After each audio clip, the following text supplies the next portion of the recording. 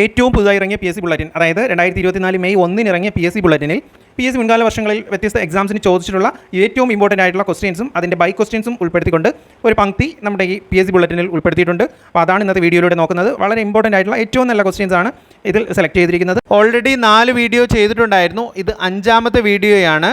നോക്കാം. കൂറുമാറ്റ നിരോധന നിയമം അയോഗ്യതാ വ്യവസ്ഥകൾ ഉൾക്കൊള്ളുന്ന ഇന്ത്യൻ ഭരണഘടനാ ഷെഡ്യൂൾ അല്ലെങ്കിൽ പട്ടിക ഏതെന്നാണ് ചോദ്യം. ഓപ്ഷൻസ് 10, 12, 9, 8. ആൻസർ 10 ആണ്. അപ്പോൾ 10 ആണ്. കൂറുമാറ്റ നിരോധന നിയമം അയോഗ്യതാ വ്യവസ്ഥകൾ ഉൾക്കൊള്ളുന്ന ഇന്ത്യൻ ഭരണഘടനാ ഷെഡ്യൂൾ അല്ലെങ്കിൽ പട്ടിക 10 ആണ്. കൂറുമാറ്റ നിരോധന നിയമം മൂലം അയോഗ്യനാക്കപ്പെട്ട ഇന്ത്യയിലെ ആദ്യത്തെ ലോക്സഭാ അംഗം ലാൽ ദുഹോമയാണ്. 1988 മിസോറാമിലാണ് ലാൽ ദുഹോമ കൂറുമാറ്റ നിരോധന നിയമം മൂലം അയോഗ്യനാക്കപ്പെട്ട ഇന്ത്യയിലെ ആദ്യത്തെ ലോക്സഭാ അംഗമാണ് ലാൽ ദുഹോമ. 1988 മിസോറാമിലാണ്. അപ്പോൾ കൂറുമാറ്റ നിരോധന നിയമം അയോഗ്യതാ വ്യവസ്ഥകൾ ഉൾക്കൊള്ളുന്ന ഇന്ത്യൻ ഭരണഘടനാ ഷെഡ്യൂൾ അല്ലെങ്കിൽ പട്ടിക 10 ആണ്. ദെൻ കൂറുമാറ്റ നിരോധന നിയമം മൂലം ആദ്യം അയോഗ്യനാക്കപ്പെട്ട MLA ആർ ബാലകൃഷ്ണപിള്ളയാണ്. കേരളത്തിലാണ് കൂറുമാറ്റ നിരോധന നിയമം മൂലം ആദ്യം അയോഗ്യനാക്കപ്പെട്ട MLA ആർ ബാലകൃഷ്ണപിള്ളയാണ്.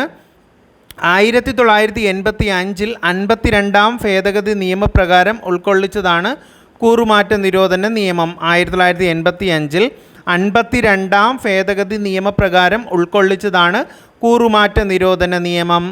1950 ഭരണഘടന നിലവിൽ വരുമ്പോൾ 395 വകുപ്പും 8 പട്ടികയും 22 ഭാഗവും ഉണ്ടായിരുന്നു. 1950 ഭരണഘടന നിലവിൽ വരുമ്പോൾ 395 വകുപ്പും 8 പട്ടികയും 22 ഭാഗവും ഉണ്ടായിരുന്നു. നിലവിൽ ഇന്ത്യൻ ഭരണഘടനയിൽ 448 വകുപ്പും 12 പട്ടികയും 25 ഭാഗങ്ങളും. നിലവിൽ ഇന്ത്യൻ ഭരണഘടനയിൽ 448 വകുപ്പ്, 12 പട്ടിക, 25 ഭാഗം എന്നിവയാണ് ഉൾക്കൊള്ളിച്ചിരിക്കുന്നത്.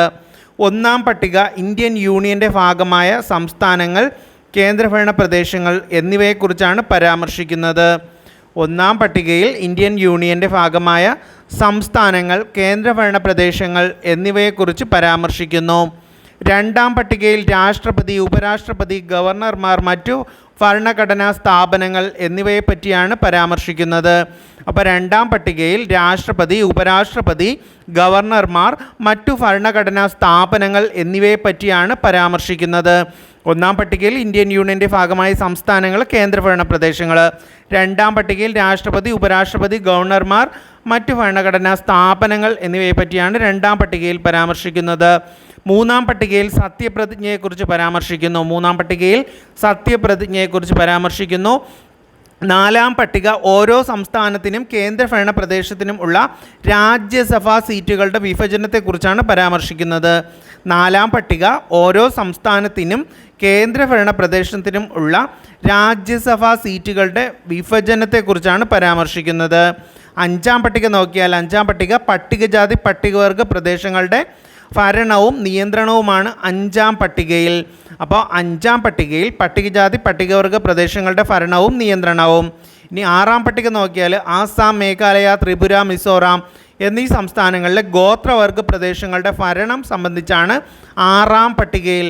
അപ്പോൾ 5ാം പട്ടികയിൽ പട്ടികജാതി പട്ടികവർഗ പ്രദേശങ്ങളുടെ ഭരണവും നിയന്ത്രണവും, 6ാം പട്ടികയിൽ ആസാം, മേഘാലയ, ത്രിപുര, മിസോറാം എന്നീ സംസ്ഥാനങ്ങളിലെ ഗോത്രവർഗ പ്രദേശങ്ങളുടെ ഭരണവും സംബന്ധിച്ചാണ്.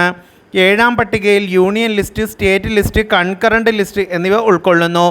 7ാം പട്ടികയിൽ union list, state list, concurrent list എന്നിവയാണ് ഉൾപ്പെടുന്നത്. 8ാം പട്ടിക നോക്കിയാൽ 8ാം പട്ടികയിൽ ഭരണഘടന അംഗീകരിച്ച ഭാഷകൾ 22 എണ്ണമാണ് ഭരണഘടന അംഗീകരിച്ച ഭാഷകൾ.